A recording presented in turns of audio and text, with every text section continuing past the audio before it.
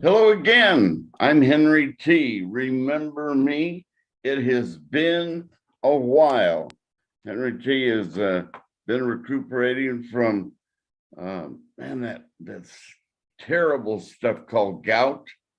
It put me down for a while. And man, I'll tell you what, they said, no one's ever had it as bad as you, Henry T. Well, when I do something, man, I try to do it the very best. And I had the #1 gout case in the world, maybe, because they shook their head and said, how did you do this? And they couldn't figure it out. But I know right now, man, I'm well. I want to run again. In fact, like Ron McIntyre, our guest today, I want to sprint again. It is Happy New Year, by the way. And the Lobo men's basketball team is back to where we are used to having them. Man, are they tough.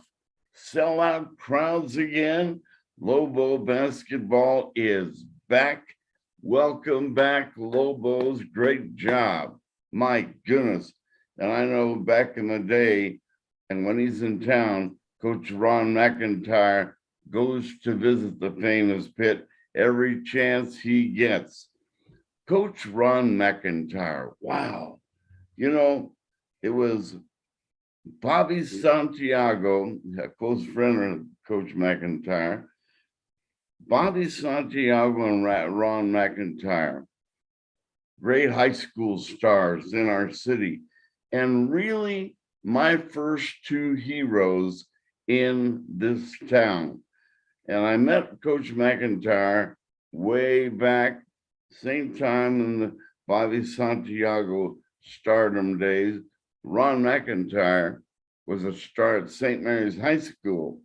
And I grew up near Coach McIntyre. He lived right across the ditch bank from Valley High School, but his family got together and said, no, we're going to send you downtown to 7th Street, and you're going to play for the great Babe Parenti, the Hall of Famer Babe Parenti.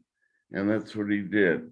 And he went on to play football at the University of Colorado, transferred to the University of New Mexico, got hurt, and then said, hey, after I get my degree, I want to be a businessman, and has become one of the most successful in America. Let's go up to Colorado Springs right now, where there's snow everywhere, and visit with one of my early heroes in my life, Ron McIntyre. I wonder if he has his blue and white St. Mary's letter jacket on. No, he's got orange on today. Coach Mac, and by the way, one of the greatest youth coaches we've ever known. If it's all right, Coach, I'll call you Coach. How's that? That's fine, Henry. It's great to have you. How are you, Ron? I'm doing just great. How are you doing? I'm great. Good. Getting rid of that gout sure helps life. I'll tell you that. I've known a few people who've had it. I'm glad you don't have it any longer. It's painful. Hey, you know, you've done so many things, but early on, I want to go back when you were a kid. I mean, you lived a couple of feet from the ditch bank that separated your home from Valley High School. You could have been a Valley Viking star, but your family got together and said, no, we're going to send you to play for Babe. Take us to that story long ago. It's really funny because, back then, the only sport we had as kids was Little League Baseball. We didn't have football or basketball, it was just baseball then. And so the coaches that I played for were from Garfield or from Valley. And so I got to know him that way, and all my friends, of course, that went to Garfield and Vince Croco, who was football coach, and Vince Capelli, who was baseball coach, came to my house a couple of times and talked to my father about me going to Valley. But my tradition in my family was always St. Mary's. That's where our whole family went to school. So I really had no choice. That's where I ended up going. Even all my friends went to Valley. It was an experience. It was fun playing against them. You know, you were really a high school star that everybody that goes back in time that recalls who you were, what you did. I mean, you played everything and you were never taken out of any game in your high school career. There's Coach Mack, there's Ron McIntyre, the star of the game, both sides you played. There was only one platoon football back in your high school days, but either or, if there were two, your talent demanded that you be on the field or on the court all of the time. When you think back of your stardom as a high school player, high school athlete, what comes to mind besides all the joy and fun that you had? I think the friendships you make, across the city and even the state, of teams that you played against, and it was a lot of because you played against them for more than just 1 year, and you got to know each other. We didn't have all of the stuff they have today. We just had sports pages and not too much publicity for high school anywhere else. So you read about them, and then when you played against them, you had to talk to them after the games and things. That a lot of times you made plans during the summertime to get together with people from, say, St. Michael's or Santa Fe or things like that. And I think growing up, you had a lot of respect for your opponents. Was taught to us by our coach, and I think the way we grew up was so much different. There was a lot more discipline. It was different with adults and kids. I mean, you respected adults. If an adult grabbed you because you did something wrong, you didn't tell your parents because you'd get it worse from them. But so that was quite a bit of difference back then, and we didn't have access to, internet, or our games were all outside.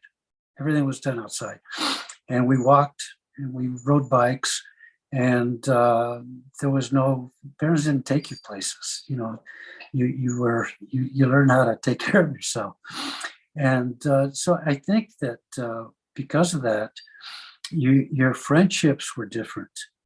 You got to know people a lot different than just on cell phones. We didn't have cell phones, so you I think had closer friendships. I think there was a lot more loyalty involved with people that you grew up with, the school mates that you had, and so I think it was just a different type of living. And I think you learned a lot more about not only yourself but about other people. You learn to respect other people, and you were the kind of athlete that you were not satisfied with just mediocrity.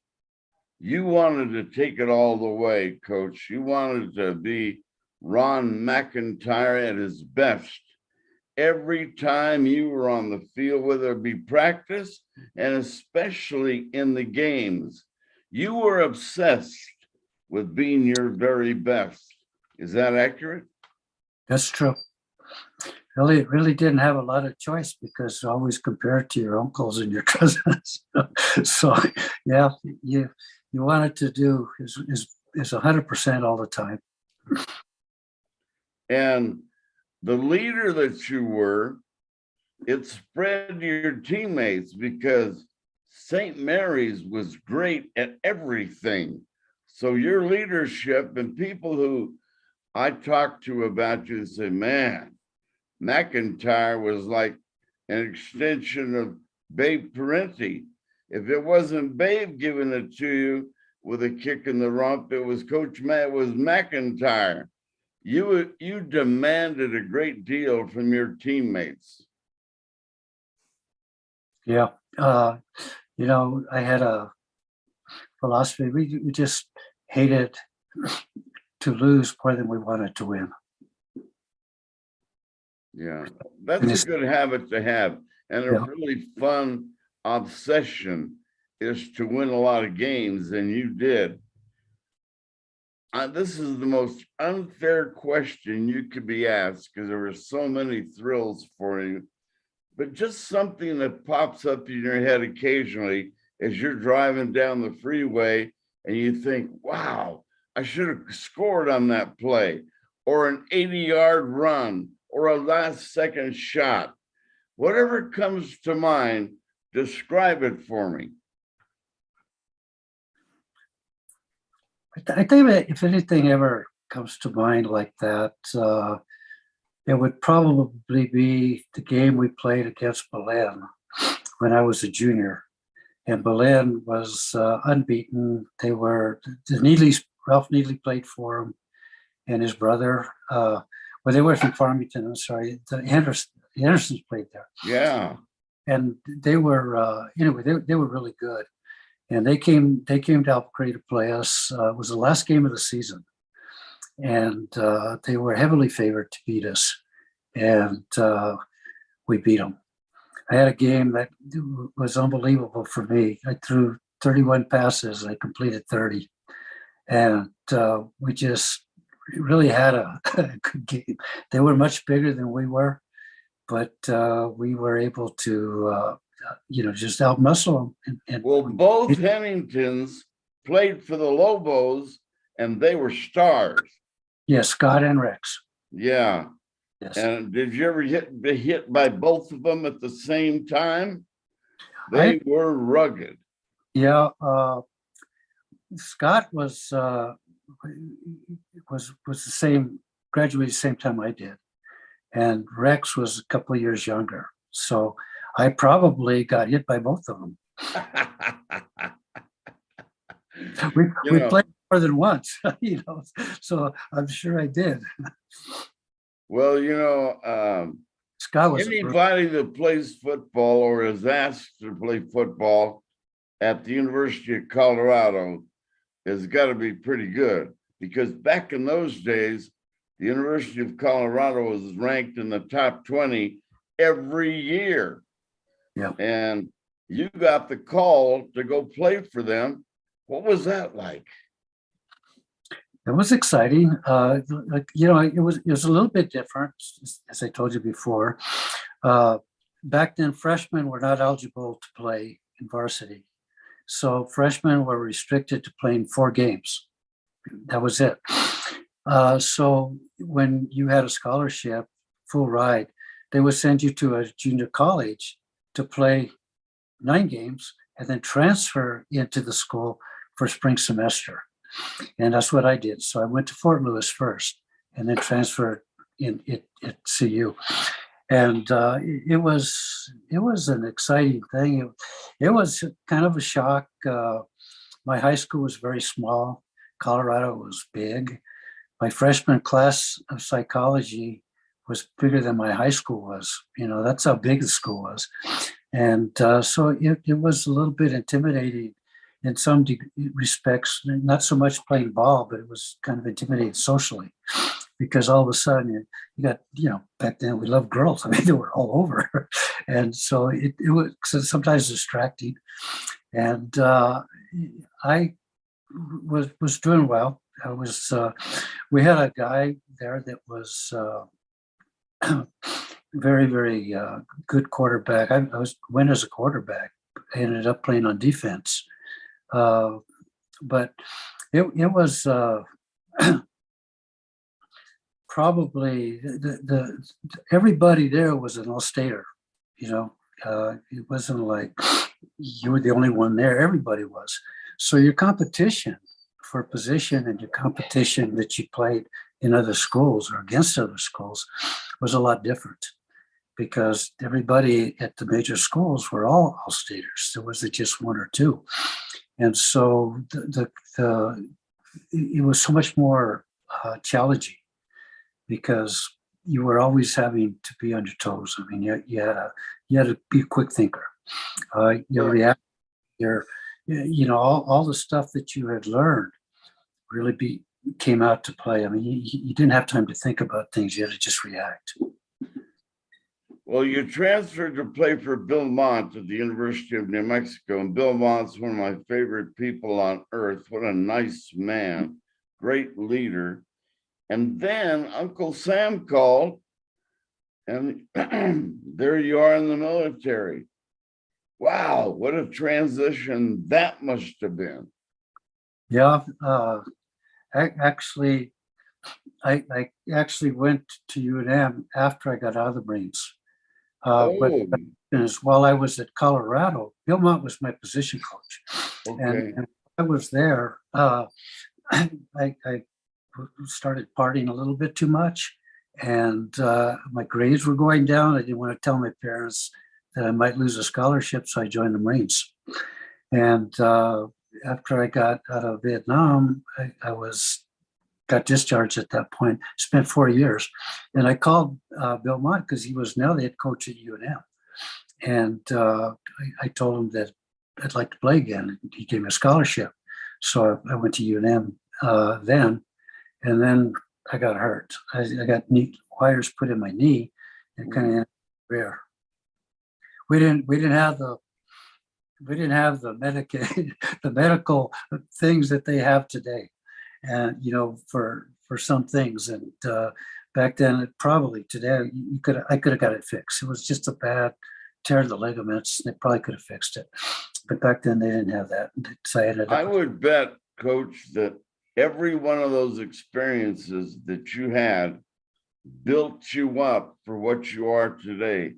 What America's most successful businessmen, but you took a little bit from everywhere that you existed, where you were in your lifetime, and you made yourself bigger, faster, stronger in just life. Is that accurate? Yeah, I think one of the things that I learned young was to, rather than criticize people that you played against or something like that, you try to learn from them, because everybody has something to offer. There's no one person that's got all the answers to anything. So you try to learn as much as you can, whether they're teammates or their opponents or whatever, and you take the best of those things and you try to implement them into what you're doing.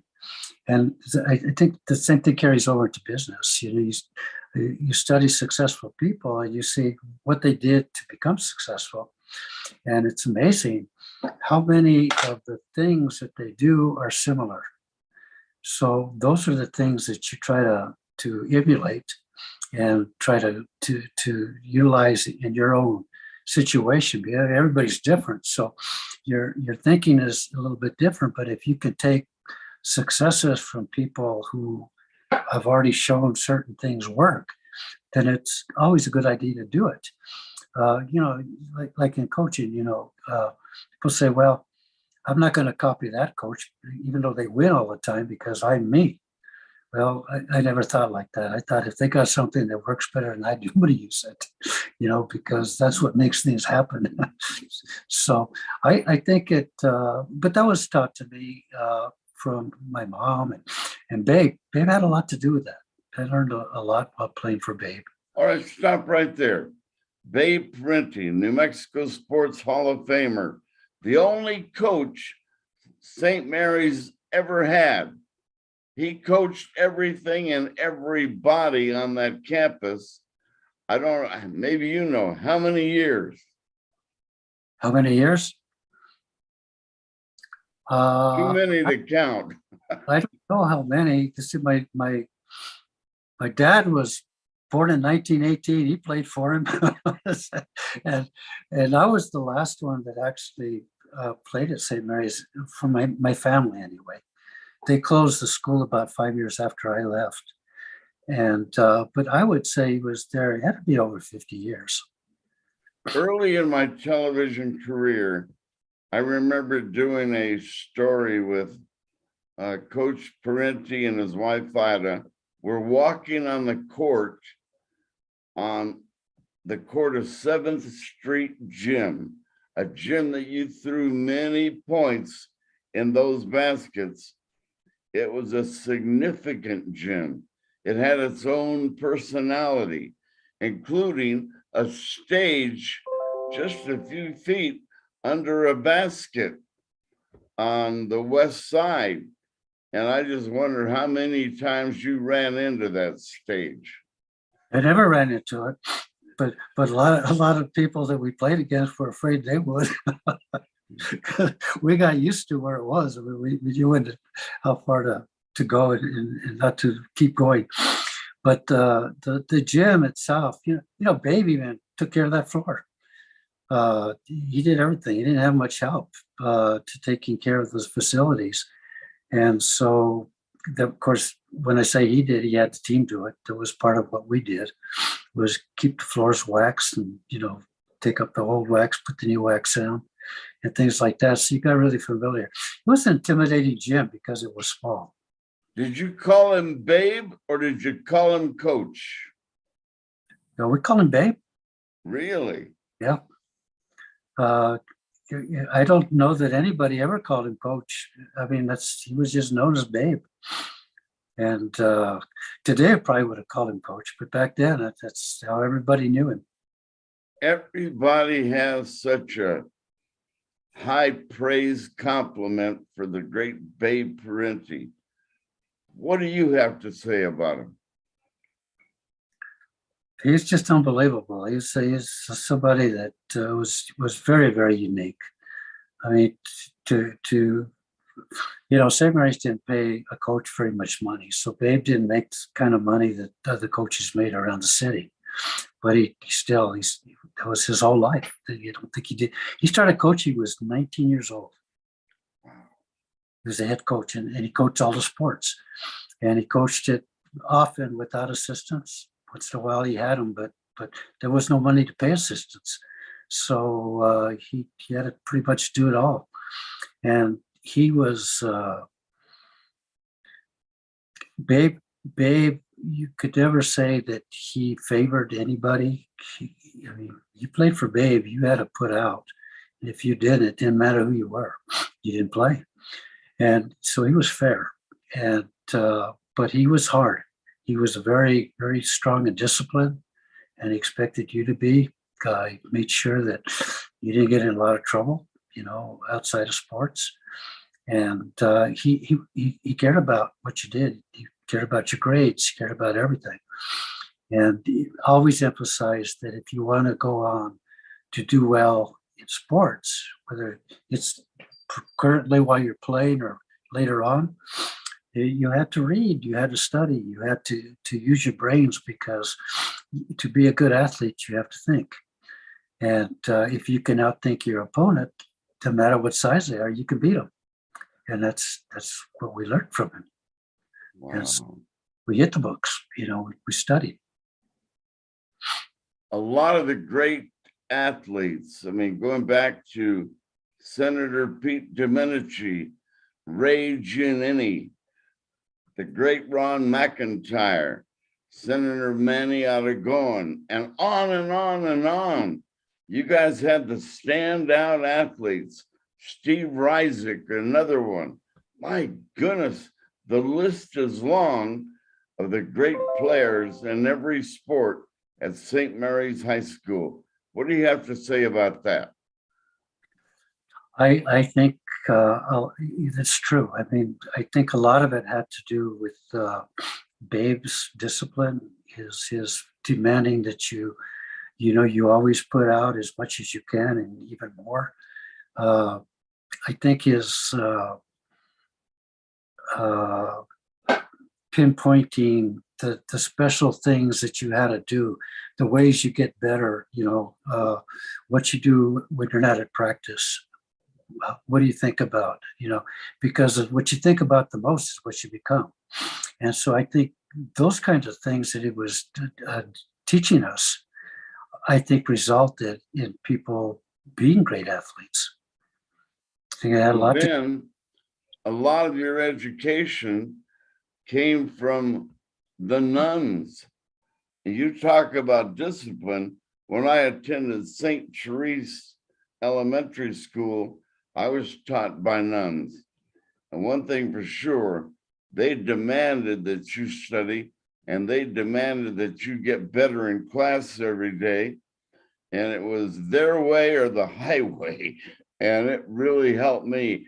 How do the nuns help you, Coach? Well, you learn a couple of things from that. I also went to St. Therese. I would say Therese before I went to St. Mary's. And the first thing you learn about wine is that they know how to use rulers very well. And a lot of people think the rosary that they wear is for decoration. They don't realize it's to hang you with. You know, nuns were hard. They were very strict. They were hard, but they taught you. You know, you did learn, and they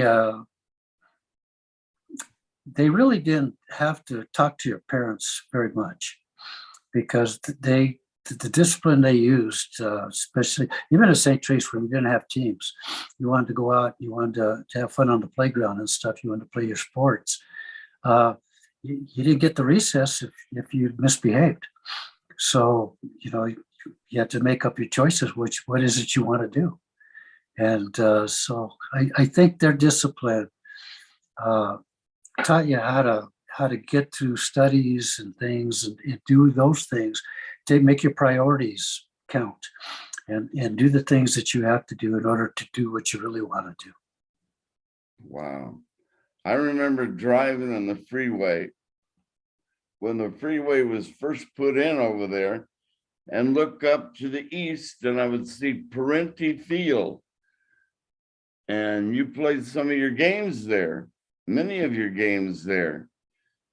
And now it's, I guess, a part of the old Gala Chevrolet. They removed it. And that was a sad day when I think they put the hospital in there and other things. But Babe Parenti Field was one of those landmarks in our city. And you got the chance to play on that field, Coach. Yeah, you know, that field, that's another thing Babe did. Babe took care of that field. You know, you see him out there on the tractor a lot. I mean, he took care of the field. What was strange about that is that we had a practice field on top of the hill, and we had you right by the baseball field, and then the football field sat underneath. And of course, it was all grass. Our practice field wasn't so much grass, but we didn't ever get to practice on the playing field. We always had to practice up there on the dirt, you know. And the funny thing is, the one thing that I think Babe never really quite understood was when you play on that dirt all the time, your timing is way off when you get on the grass. And so the speed changes, you know, everything changes.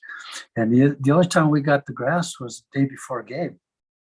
And their net was on the field. I can't believe right now, Ron, the great Ron McIntyre, ladies and gentlemen.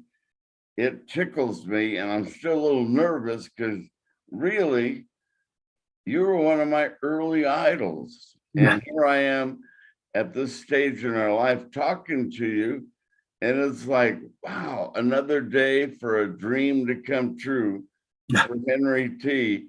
to be talking with my early idol who lived across the ditch bank from me down on Candelaria Street near Valley High School. So thank you for this honor again, Ron.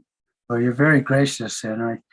But from what I understand, of course, I was gone at the time when you played, but I understand you were quite a quarterback yourself. Well, I got that inspiration from you. To my mom, I lived in the valley for a while, the North Valley. And then when it was time to go to mid school, my mom decided to move to the Heights, and I attended McKinley and then Sandia High School. But you were one of those early catalysts for Henry T. to want to play sports and to want to play at your magnitude if it was possible. And I'm sure you get patted on the back even to this day. But when people say, gosh, Ron McIntyre, you were a star. I remember you. How does that feel when people react about your great past? But since I live here in Colorado, it doesn't happen that often. People my age are in their 80s. No, that's baloney, because throughout your life, you've been patted on the back for your great athletic accomplishments. Is that accurate? You're a humble man. Just lay it out. A few times. Way too humble. Yeah, but no, the glory days were fun for you. Yeah, it's really strange. I heard. Do you know who Christian McCaffrey is? Oh yeah. Okay, he said something that just recently that I thought was phenomenal. It really is something that people should think about. He gets a lot. He played here in Colorado at Valor Christian, and he was quite a star in high school.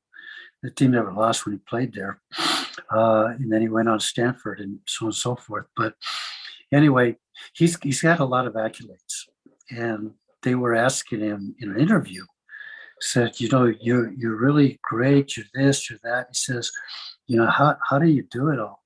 And he says, first of all, he says, let me say, I'm not great. He says, if you were to put me in a class of quantum physics, I'd be an idiot. That is humble. Amen. Your faith has really brought you a long way. Of course, when you go to St. Mary's, you're right next door to the Immaculate Conception Church. You got great priests there and leadership, the nuns. You're a holy man. You're a man of God today. And if it's not too private, how did your faith help you along the way? I think it helped in a lot of ways. For one thing, when you learn about your Lord and you learn about your Savior, you learn about right and wrong, and you want to know what's going to happen when you die. So you don't fear death, but you learn about what you should be doing and what you shouldn't. And it doesn't matter what everybody else is doing.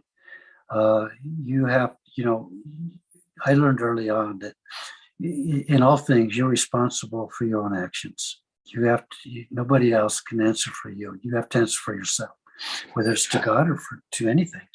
So if you please God, then you don't have to worry about anything else. Everything else will take care of itself. And so you just do the best things you can do. And if you should be very careful about things that if you think you're doing them and they're not pleasing God, then I think that's where your character begins to take a hit, because character is not what somebody thinks of you. That's reputation. Character is what you are. And your character is not going to change. You change it. And so I think that your faith, if you don't have your faith, what do you have? What's your purpose? You have no purpose. You've been a terrific family man. In fact, they could entitle you after the movie, which was a great movie that we all watched. But you're the perfect example of a strong family man. Do you want to elaborate on that? I don't know if a lot of people would agree, but when I raised my kids, I tried to teach them to do the things that they wanted to do. I never pushed any sports on them, never did any of those things. I never really told them anything about myself playing sports. I used to, but I wanted to encourage them to be the best they could be, in whatever it was. Yeah, whether it was gymnastics, whether it was, all I did was telling the kids, do something.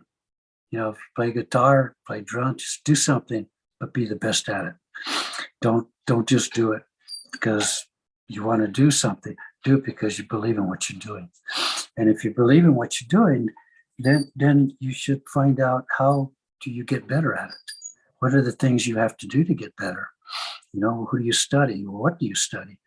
You know, it's kind of like if you go to the gym, and people go to the gym and they get a trainer, and they pay the trainer to teach them how to get better. But, you know, the trainer's going to tell you things because you're going to pay him money to tell you you're doing good. So he's going to tell you those things. But if you really just want to be good, watch the people that work out and see the ones that you think look good. Do what they do. Then you can save a lot of money because you can do it yourself. You have to pay somebody to tell you to do what they're doing. And I think that's true in just about everything. You look to see what the successful people are doing and what they're doing. If you're not sure how they do it, call them up and ask them. Successful people will always talk to you. They like to share their ideas and they like to share their successes. For some reason, people think they don't want to talk because they're successful, but that's just the opposite. People that live in the great city of Colorado Springs. I love that city.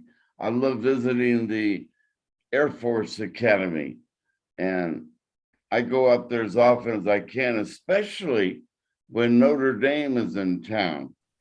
And speaking about Notre Dame, I'll go back a little bit. Everybody thought that you were such a great player for Bay Perenni at the parochial school, St. Mary's, that the great Ron McIntyre would go to Notre Dame. Did you ever have a chance or a little bit of an open door to receive a scholarship there? Because Ron, let me say it again, ladies and gentlemen, this guy was the man. And I would think that Notre Dame had you on a list. Let's go talk to McIntyre. Yes or no? No, never did hear from him. That shocks me. I did have a lot of school offers, but Notre Dame wasn't one of them. Yeah, you had several offers. Amen. But anyway, were you ever a Notre Dame fan growing up? I love Notre Dame. My whole family, it was always about Notre Dame. Even to this day, I bet. Yeah. I still like them. The only person I've ever known that St. Mary's that ever got a scholarship was Ray Giannini. Yeah. He played at Notre Dame. And he played at St. Mary's. Mm-hmm. He was a senior when I was a sophomore. Wow. Great guy. Very good. I love Ray Giannini. And I met his sister, Marilyn, and she had some great compliments about you, the athlete that you were, along with hundreds and thousands of other St. Mary's fans. But as we get back into the question about, I was going to ask you about Colorado Springs. What a great place. What a beautiful place. And when Notre Dame comes to town to play the Air Force, are you there? I have been to a couple of games. Colorado Springs is a beautiful place. It's got everything to offer there is. It's got 4 seasons for sure, so you get to enjoy them all. It's doesn't have a high crime rate. You know, it's what's the weather report today? Snow. We had snow. Yeah, it's in the 20s. Wow. Which is, you know, normal. We got about 4 minutes left, Ron, and you know, you look back and you've had a wonderful career, a wonderful life, and being a family man and having a terrific partner there your whole life and doing the things you've done. To capsulize the life of Ron McIntyre, do you ever sit back and say, wow, I've done it all. I've done a lot of things. Do you still have some aspirations left? Oh, I think you always have aspirations. You can never be complacent, or satisfied. So I think you always have aspirations. I have a lot of them right now. I'm very fortunate. I have my own company, so I can't be forced to retire. So I can still continue to work, which I do. And I love what I do. Yeah, you're always looking to do better and to help people and benefit as many people as you can. I think that if you look at how you can help other people's first, then you help yourself. If you try to help yourself first, I think you don't do so well. One fascinating invention, if you will, discovery in our world that aids us today is the internet, social media. How has it implemented success in your life? Well, I have a lot of contacts that have come through the internet.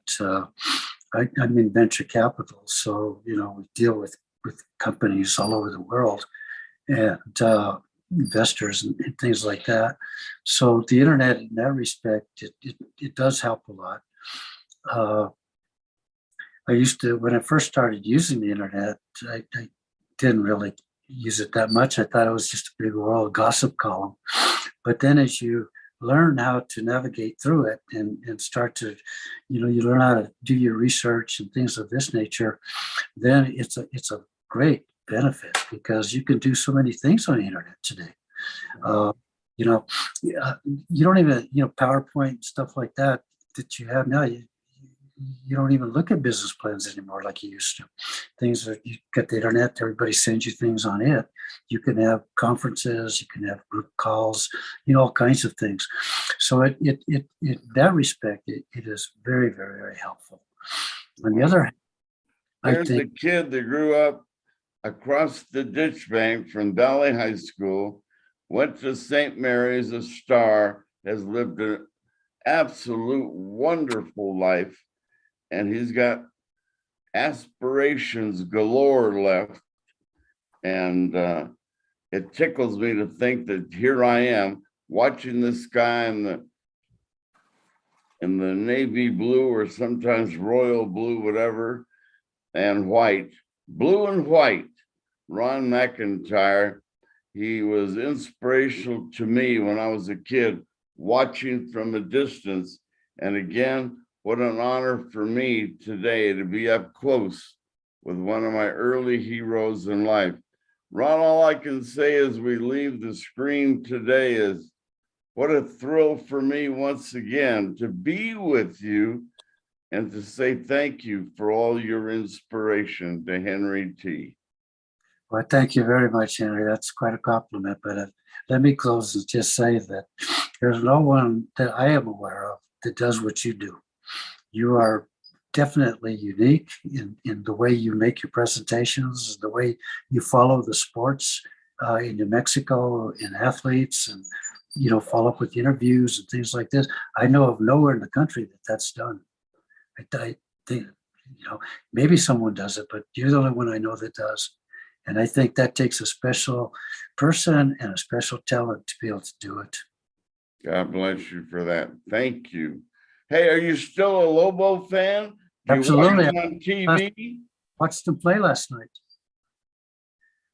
You bet. What do you think? I think they should still be ranked. I don't know why they're not.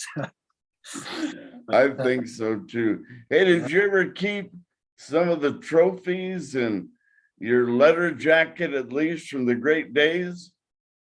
I still have a lot of those things. Yes.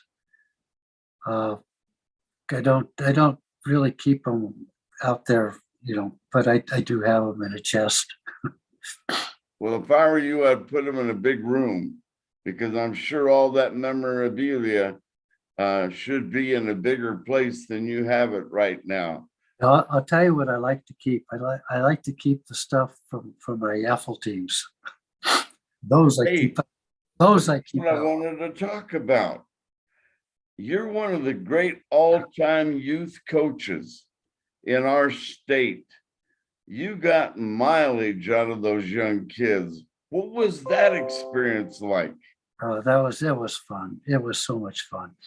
I think it's probably more exciting to coach that at those ages. I work with Yaffle, so before they get to high school, I think because they want to learn, they don't get a lot of distractions going on yet, so they pay attention, and they're just a lot of fun to watch grow up. And we've watched a number of those kids go to the high school, do well, and go on to play college. In fact, Michael Gallagher, one of the kids I coached, played for Notre Dame. And I'm sorry, he wanted to go to Notre Dame, played for the academy, played for Air Force, but they beat Notre Dame when he was playing. It was a big one. We went to that game, saw his parents there, and all that kind of stuff. But watching kids grow up is really fascinating because you see growth, you see maturity, you see a lot of things happening. And we tried to take teams from the 9-year-olds all the way up to 13, just go up with that same team. And we had a lot of success. And it was quite exciting. I started Yaffle with Isidro Ruby. Coaching with Isidro Ruby, another guy from St. Mary's, played baseball at UNM. And I started coaching and I think Yaffle started in 1968. And Ruby was one of the founders of Yaffle.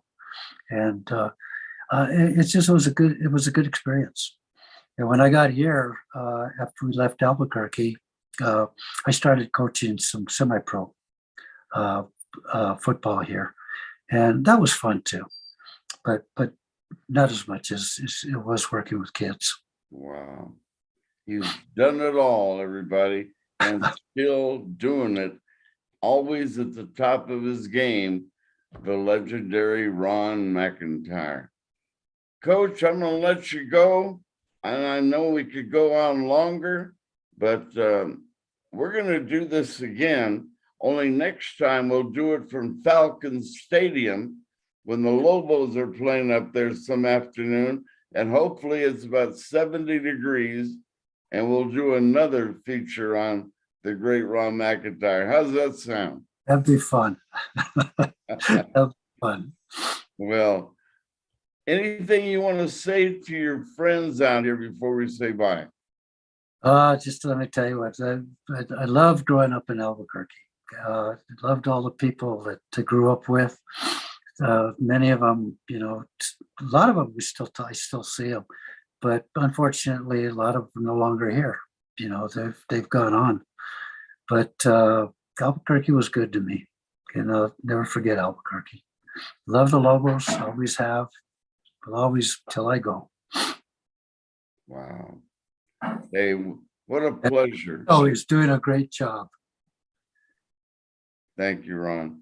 Hey, if there's something else you want to say before we go, we have a minute left, but I'm telling you, spread the word, and we'll spread the word that, and you can be on the internet any second. Henry T. Game Face Live for all of you out there. And it's good to have you back, all of you back on this show. I've got a list of great guests we're going to talk to in the very near future. Henry T. had to learn how to walk all over again because of this terrible gout. And Ron, I hope you never get that gout, buddy. Well, thank you. I hope I don't either. But I'm on my way to total recovery. Thank you, Ron. Thank you. You have a great week. We'll see you soon. Okay. Ladies and gentlemen, more to come. So stay tuned now. Henry T. is back. And like I said, I'll reiterate, I've got a long list of great athletes that are going to be a blessing to you and your family to tune in and see what we have. I love being on the air. I still do. I know there's few things I have to accomplish in addition to being on the air and doing a lot of things I've loved to do in this business in the past. Man, there's a whole lot more in the tank, and I can hardly wait to do it all in front of you again. So God bless you. Good to be with you again. And we got our same wonderful producer, Jimmy Tran. I don't know if Jimmy's got a microphone there that he can get on, but what a blessing to work with what a professional like Jimmy Tran. Jimmy, can you say hello? I guess not. He's not fixed up for that today, but we'll get a story, a feature story on the great Jimmy Tran in the very, very near future. If you have a story that you think I should cover about someone or a group or whatever, give me a call, send me a note on the internet. Henry T. Live. What does it say? Yeah, just Henry T. GameFaceLive.com. Okay, Jimmy's right here. Jimmy, do you have a way to say hi to all your fans out there? Not yet. We'll do it next time. We'll do a feature on the great Jimmy Tran. So have a great day. Spread the word. Henry T is back, and we'll have more and more and more with more fun and creativity than ever before. And so happy for Coach Rick Pitino, Richard. His dad was here the other day. Wow, what a blessing they are together. And I have that pleasure of watching them play against one another in the pit. All the seats are sold again. Man, that Lobo magic is back. See you soon. All right. Henry T. Game Face Live. And write it down. There it is right there. See you later. And we'll see you very, very soon. Take care.